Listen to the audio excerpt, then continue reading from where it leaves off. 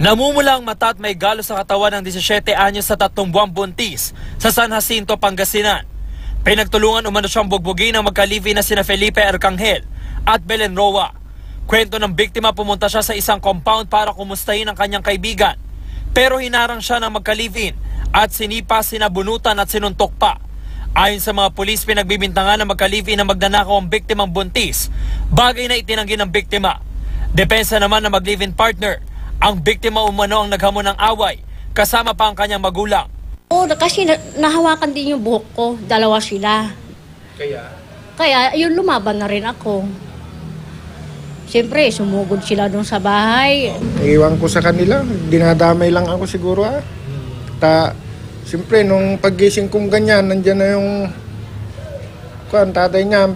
Ayaw ko ng gulo, sabi ko, pak! Bigla agad dito.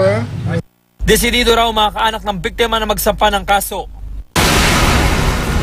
Kahit siya ang pangunahing target na operasyon kontra droga sa Bacoor, Cavite, todo tanggi ang tulak umano na si Jerry Gabrinao.